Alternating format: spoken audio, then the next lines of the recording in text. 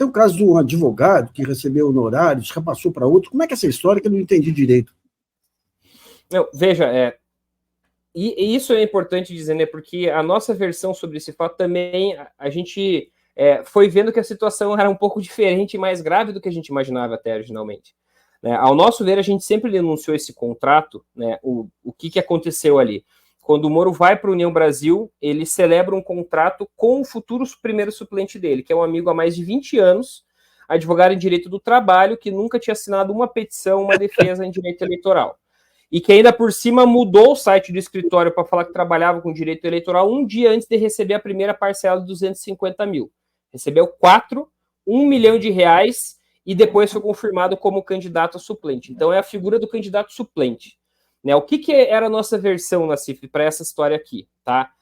A Selma Arruda, um dos fatos que levou à cassação dela, foi ela ter recebido um empréstimo do primeiro suplente dela, do futuro primeiro suplente dela, que era o Gilberto Possamay, um agricultor da soja muito famoso. Né? Ele teria dado um empréstimo para ela no primeiro semestre da eleição, sem declarar, e isso foi uma antecipação da arrecadação dela e ela custeou a pré-campanha.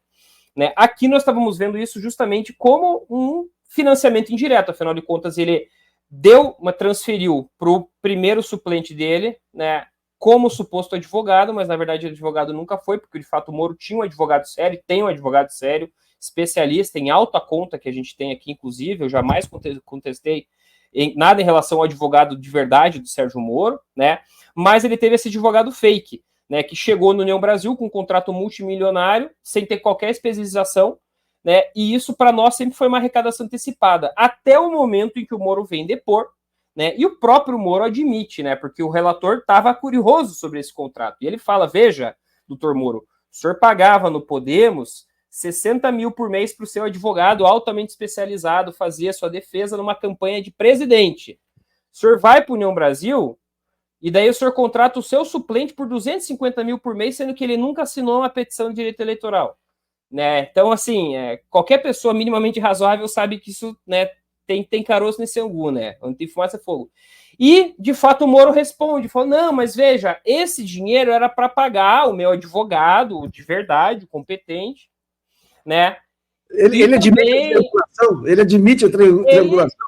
Ele exatamente. O que ele admite? Isso aqui é muito comum, isso aqui é mais velho que a carochinha aqui no eleitoral, a gente chama de guarda-chuva, né? Então, enquanto antigamente as pessoas faziam cheque guarda-chuvas, faziam um cheque de 10 mil reais e pagavam um monte de continha escondida, e a lei sempre vedou, porque afinal de contas, né, no financiamento, quando é público, você tem que mostrar para onde vai o dinheiro final. Então, isso tem que estar declarado.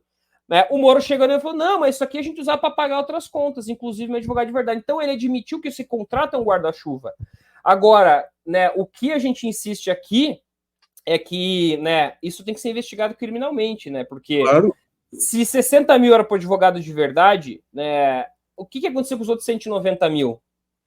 Né? E eu lembro, inclusive, na época da saída do Moro, né, o Podemos foi muito incisivo em acusar e falar, olha, eles queriam que a gente celebrasse um contrato com o primeiro suplente para prestar serviços jurídicos que ele nunca prestou, para bancar as despesas pessoais. Inclusive, diz que, né, isso é declaração pública do Podemos na época, falando que o estilo de vida do Sérgio era muito caro. Né? E o que acontece? Ele vai para a União Brasil e celebra esse contrato de fato, né? E isso está público, foi declarado. Agora ele chega na audiência e fala, não, isso aqui era para pagar... Então, assim, ele mesmo admite que o contrato era para pagar outras coisas. Né? Olha, com todo respeito aos telespectadores, mas Novo Rico é uma merda, viu? Que coisa! Agora, então, assim, né? O que, na verdade, a gente viu ali, né? E a gente quer insistir. O parecer foi, nesse ponto, por exemplo, a gente acha que o parecer foi muito sintético, passou por cima e não deu muita bola. Né? O que nós estamos dizendo aqui, veja, né? A hora que o Moro assumir isso, ele assume que ele está triangulando despesas, que ele está ocultando despesas que nunca foram declaradas, né? E ele tira qualquer idoneidade sobre o contrato. Ele fala, esse contrato aqui que eu recebi 1 milhão de reais nos 3 meses anteriores pelo meu suplente, né? É fake, é de fachada. Não é isso que está escrito aqui. Basicamente é isso. E o contrato, de fato, é um copia e cola do contrato de verdade, do advogado que ele tinha de verdade na época do Podemos, porque o suplente dele nem para fazer um contrato novo ele fez. Ele basicamente fez um copia e cola do antigo escritório, porque esse contrato era totalmente fake. Né? Então é isso que a gente Por isso que eu falo que mudou. A gente achava que era uma coisa, na verdade é aquilo, mas piorado. Depois que o Moro foi na audiência, mesmo sem responder as perguntas, entendemos que o depoimento para nós foi muito bom, suficiente para confirmar, né, que o contrato de fato não correspondia à realidade. E esse contrato de 1 milhão aí para nós tem que ser não somente agora levar à cassação, né, mas também tem que ser sim investigado criminalmente, porque nós temos aí um crime expresso no direito eleitoral, que é a apropriação indébita eleitoral. Que, ou seja, usar dinheiro público dos partidos para fins privados. A gente acha que isso pode ter acontecido e eventualmente tem que ser investigado. Isso aí tem que ter uma denúncia. Quais são os próximos passos aí? O Ministério Público já atua já por livre iniciativa? Como é que é?